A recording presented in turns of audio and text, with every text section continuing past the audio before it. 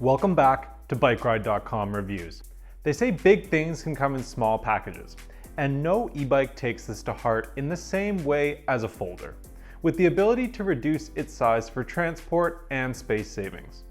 Today, BikeRide is taking another folder through our standardized tests, bringing you all the data about the ENGWE EP-2 Pro folding e-bike, for better or for worse. Let's compare the test data against the other 3 folders we've tested to see how the EP-2 Pro holds up against its competitors. We're going to show you all the data from our testing, and you will not want to miss the results. So let's get started. Now I'm going to roll the intro and get this review going. But first, if you're a fan of the channel and you like the content that we produce, you can help us make even more videos just by leaving me a like, subscribing to the channel, and turning on that notification bell. You're going to give us the capability to keep making new videos to share with all of you. Plus, don't forget to leave me a comment. I try to respond to everyone's questions and comments personally, and I love hearing your opinions and questions. So let me know what you want to see, and I can make that happen. Now, how about let's go and ride some bikes.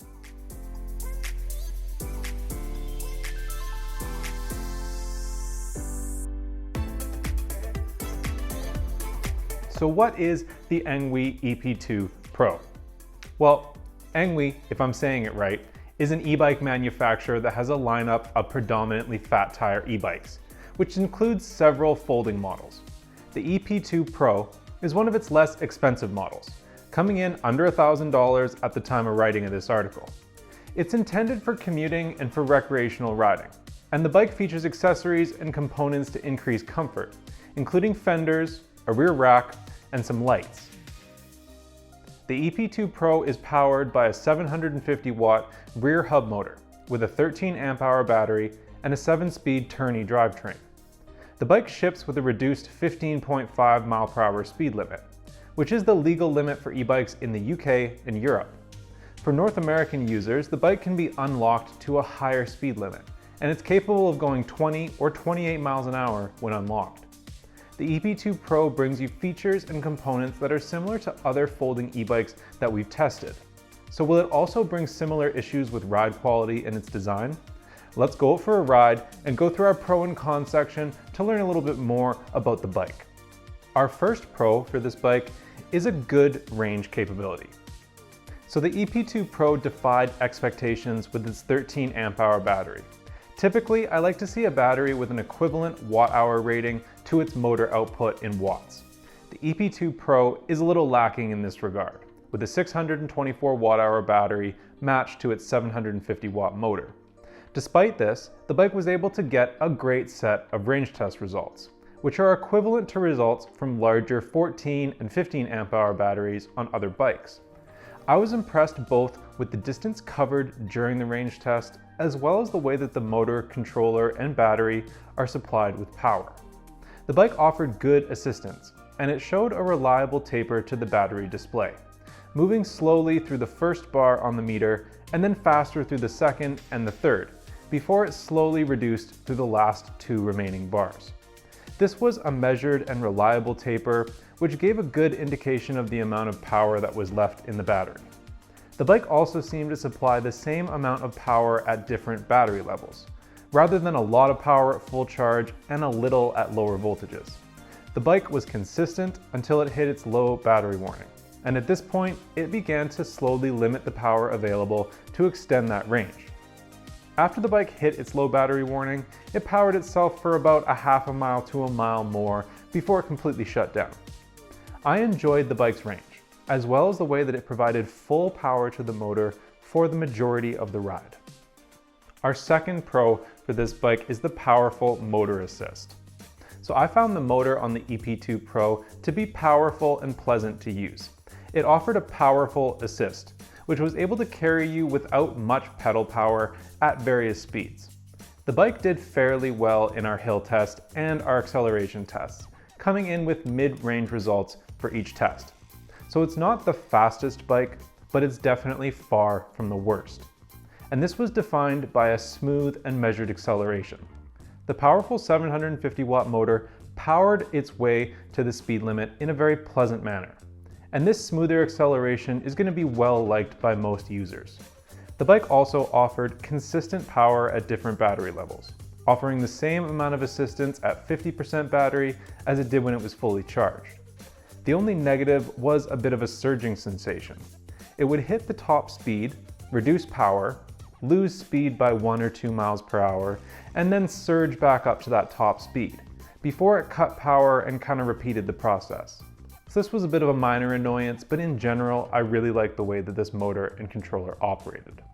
And our third pro for the bike is the fact that it has an adjustable speed limit. The EP-2 Pro comes with a slower 15.5 mile per hour speed limit from the factory. This is the speed limit for e-bikes in Europe and the UK, which are important markets for ENGWE. Now, the EP-2 Pro has a nice feature available that allows you to unlock the bike and choose a custom speed limit. This was definitely a nice touch, allowing users to set the bike as a Class 2 or a Class 3 speed limit or anything in between, choosing the mile per hour limit that they'd like to use. Our first con for the bike was a drivetrain that was a bit lacking. So the EP-2 Pro uses a budget drivetrain from Shimano, which features the Tourney TX50 shifter and a Tourney derailleur, with a 14 to 28 tooth freewheel. The 14 to 28 tooth freewheel and a 48 tooth crank were better for low speed riding than they were at higher speeds like 20 miles per hour. I found that the bike really lacked the range to pedal the bike at higher speeds comfortably, which left you really feeling along for the ride. This tendency to exceed your pedal ability meant that you were left ghost pedaling consistently as you rode the bike at 20 miles per hour or faster. Combined with the bike's tendency to hit its speed limit, reduce power, and then surge back to top speed, it really made the bike somewhat annoying to ride at high speeds. So if you're a commuter who plans to ride the bike at 20 miles per hour or faster consistently, you may need to look at other options because this wasn't very comfortable with the current gearing. Our second con for the bike is the ride quality. So compared to other non-folding bikes, the EP-2 Pro has some features that result in a less enjoyable ride experience. The first item I noticed when I got on the bike was that it felt like a small bike. It offers a large seat post and an adjustable stem to increase the ability to fit taller riders, but these also make the bike feel very small and far away from your body riding it as a taller person. This leads to a strange feeling during use. The bike also has some flex or wobble in its stem and headset. Despite checking all the available bolts for proper tightness, I could not correct that small amount of play in the front fold or the headset, somewhere in that front area. While this did not impact the ride quality of the bike, it wasn't really confidence inspiring to be able to feel a little bit of play, especially while riding the bike at higher speeds or braking. The bike was simply not as confident and comfortable as some other bikes at high speed. It felt small and a little bit unstable. The mechanical brakes also did not feel overly confident, despite having a good result in our braking test. I found myself being careful on the steeper descents with the bike, preferring to brake steadily rather than letting the bike reach a high speed and braking hard, so that I didn't have to stress the brakes and the other components too much. The bike's front fork was another budget item that really reduced ride quality. It's a short travel 70mm coil suspension fork, which was very easy to bottom out. The suspension could easily be used up on any sort of impact, making it questionable as a performance enhancer. It's better than a solid fork, but it's still a far cry from some more expensive suspension components.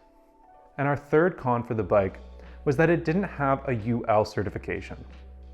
So the EP-2 Pro and its battery are both not UL certified for electrical safety. Since we have so many e-bikes available now on the market, it's really becoming increasingly important to ensure that new bikes are compliant with UL certifications. This ensures that electrical components and batteries are made with quality components and are going to be safe for use. The EP-2 is not certified, so this should be considered when you're buying the bike.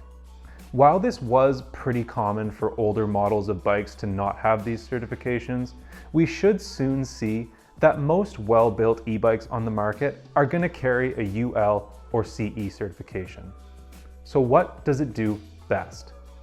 Like other bikes in its class, the EP2 is an effective folding bike. It can save space for storage or transport in a vehicle, and its folding function operates in the same way as most other bikes in the class, featuring a fold at the frame and another one at the handlebars. I enjoyed the EP2's adjustability as a folder with its long seat post and an adjustable handlebar height. It's nice to see a bike that was well designed to fit riders of different heights. And the bike is also well suited to match different speed limits across various markets, with its unlockable top speed and the ability to set a custom speed limit. The motor was powerful and it could easily maintain the highest top speed available, even when I was climbing hills. In general, the bike was easy to operate and it handled urban terrain well, despite some cheaper components on the bike that did not really increase performance. So what are some reasons to look elsewhere? Well, some of the bike's components are low cost, and they keep the EP2 Pro from being a top competitor. The main drawbacks to the bike are that budget 14 to 28 tooth Tourney drivetrain and the mechanical brakes. The drivetrain is also too limited for comfortable pedaling at top speed, so I found that the ghost pedaling on the bike was a consistent irritation, reducing ride quality and enjoyment if you plan to ride at a consistent speed of 20 mph or higher. The mechanical brakes could also be upgraded, despite a very good result in our braking test that was on par with lots of other bikes. The brakes operation was just not as pleasant and confidence-inspiring as that of a hydraulic brake. The 160mm rotors are also a little bit smaller than standard. These attributes make the bike seem more practical for some slower speed riding at that 15.5 mph speed limit. The EP2 shares a frame that is similar to all other folding e-bikes that we've tested. It has a large single down tube, which conceals the battery, and a key is placed under the frame. The bike has some good adjustability, with a long seat post and adjustable handlebar height. This allows taller riders to find a good pedal position, but also adds to that feeling of being elevated above a small bike while you're out riding.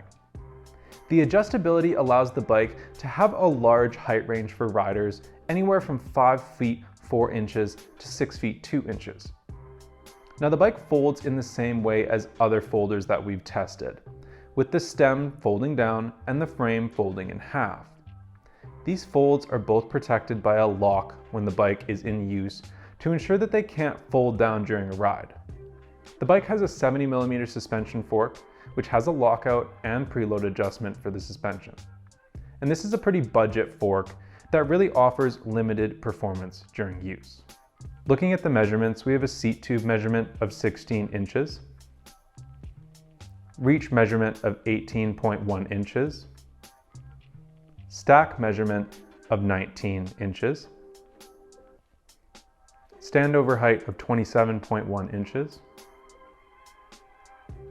a virtual top tube length of 24 inches, a minimum saddle height of 33.8 inches, a max saddle height of 40.1 inches,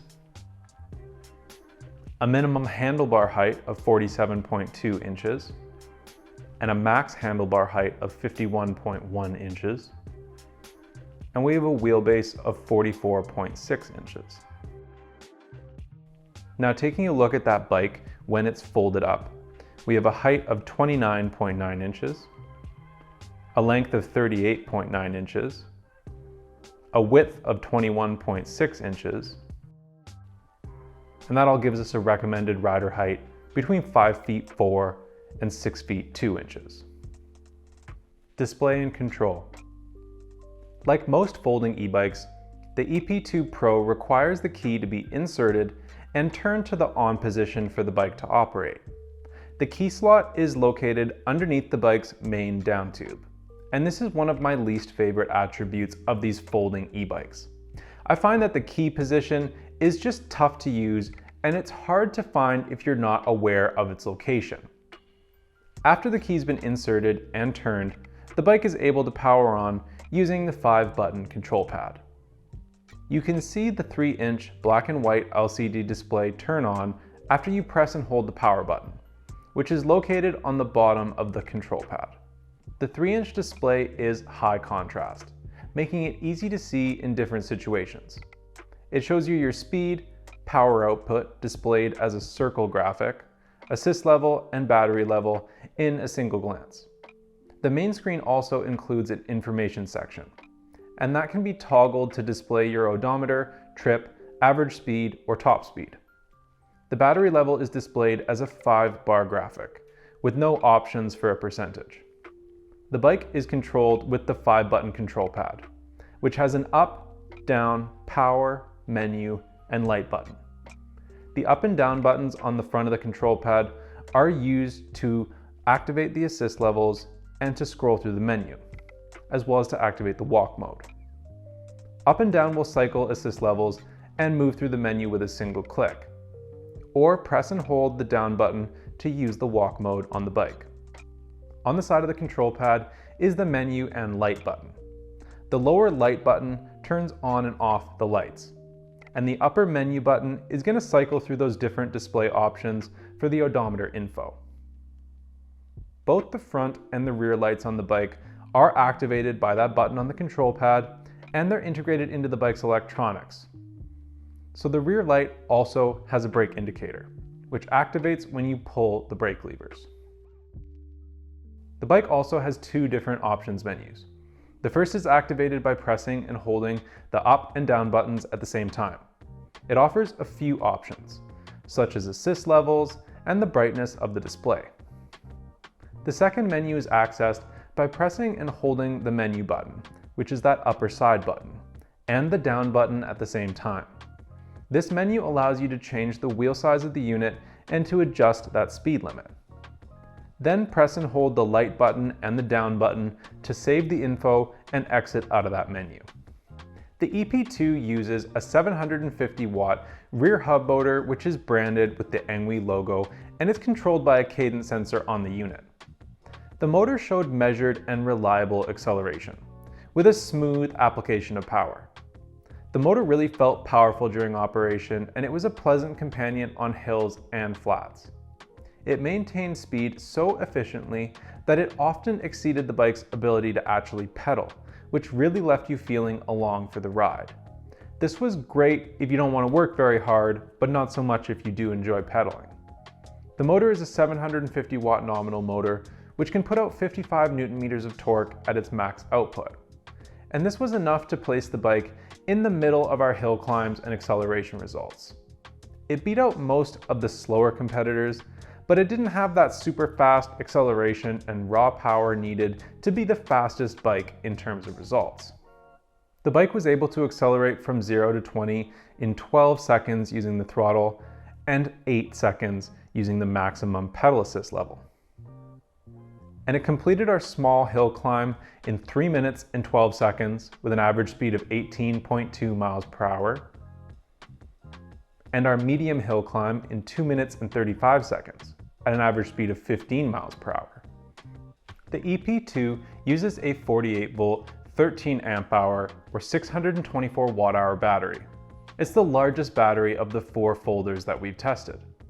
The bike utilized this battery well to complete a great set of range tests. It was the second best folding bike for range at its top assist level, and it almost beat the Mars e-bike with over 25 miles of range at its maximum assist. During the level 3 pedal assist test, the bike also showed excellent range, increasing the distance that you could travel by almost 2 times to go over 40 miles at pedal assist level 3.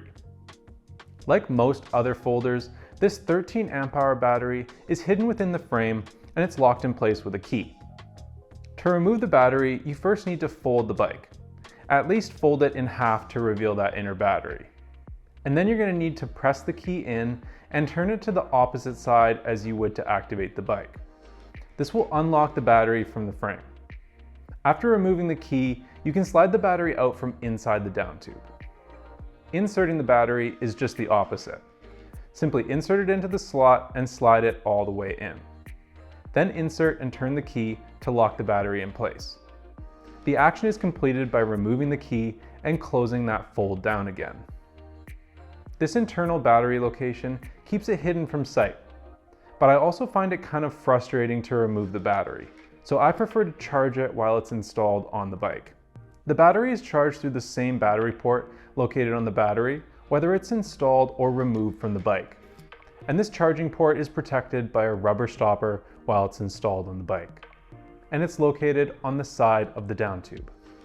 The bike is charged with a standard 54.6 volt 2 amp output charger, which is going to take about 6 hours to charge the battery fully. The bike and the battery are not currently UL certified. The results of our range test were at pedal assist 5, 26.17 miles, over 1,066 feet of elevation gain in 1 hour and 29 minutes, at an average speed of 17.5 miles per hour. Our second range test was completed at pedal assist level 3 and managed to go 41.22 miles, over 1,325 feet of elevation gain, over 3 hours and 3 minutes, at 12.8 miles per hour average. The EP-2 uses a 48-tooth crankset and a Tourney 7-speed shifter with a 14 to 28-tooth freewheel. This gearing ratio felt limited on the bike, especially when you were exceeding the 15.5 mile per hour factory speed limit. After increasing that speed limit to 20 miles per hour, I found that the drivetrain produced a lot of ghost pedaling, causing me to struggle to keep pace with the motor. As I completed the range tests, I found that this was really unenjoyable. It was more pleasurable to ride the bike at some of these slower speeds, where pedaling could better match the motor's output. The EP-2 uses a lower priced mixed brake set, with some Wuxing aluminum mechanical levers and some Falel mechanical disc brakes. The bike also uses smaller 160mm rotors as opposed to the 180mm that we see standard on many e-bikes. This smaller surface area means that the brakes will struggle to shed heat during repeated braking. Despite this, I was surprised by the results of our brake tests, as the lower priced calipers were able to perform on par with some higher priced brake setups. The 18.5 feet stopping distance was a fairly typical result, and it was the same or better than many of its competitors.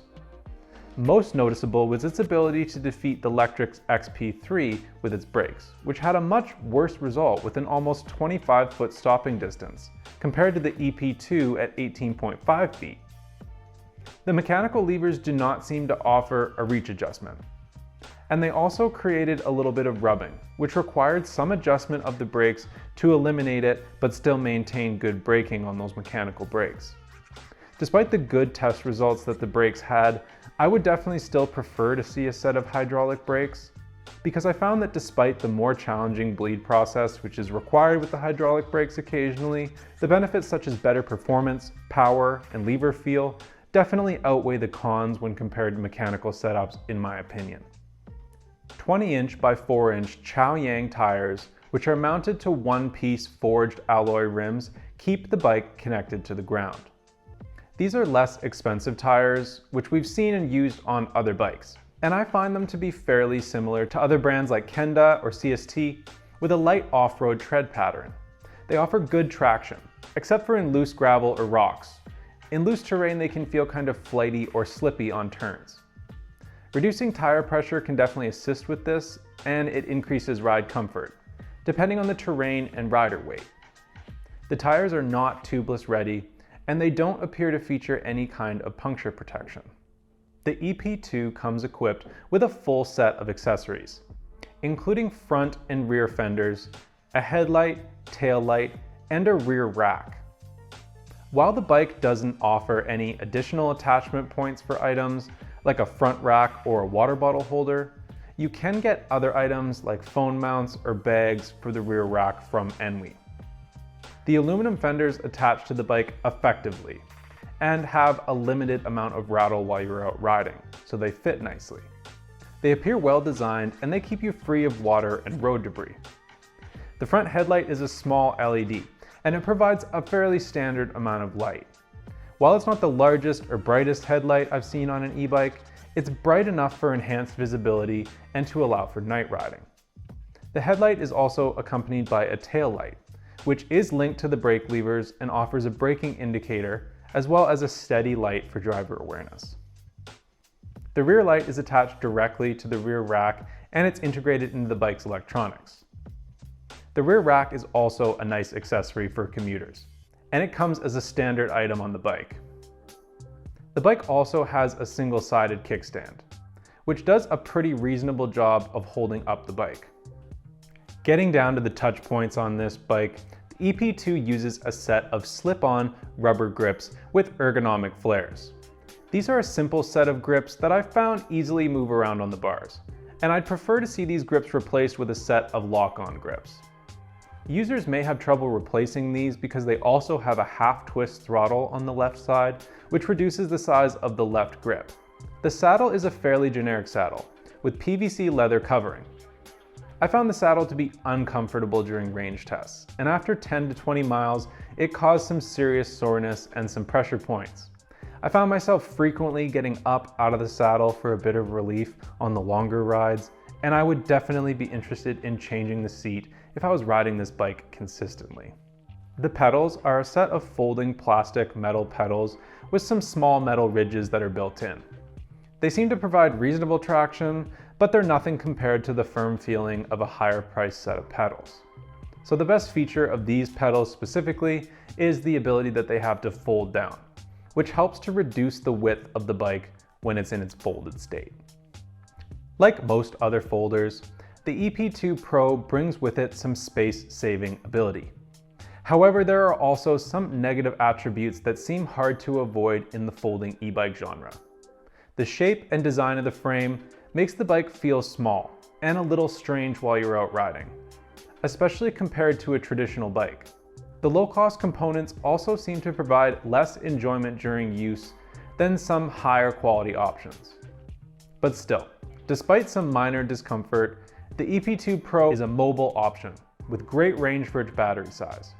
It includes a powerful motor and an adjustable speed limit, and this allows the bike to be used in urban markets across the world. So if you're low on space and looking for a commuter bike with all the accessories you need to get out riding right away, the EP2 Pro might just be the perfect fit for you. Is this bike for you? Check out the detailed specs at bikeride.com and see user and expert reviews. You can also check out other great e-bikes and see them rated to find your perfect match. Do you have a question or something you want to say? Let me know in the comments and we will start getting you some answers. And if you like this video, please give us a like and a subscribe so we can keep on making more awesome videos for you guys and keep on bringing you the latest and greatest e-bike reviews and news. I'm Scott with bikeride.com. I want to say thanks for watching and I hope that you enjoy the ride.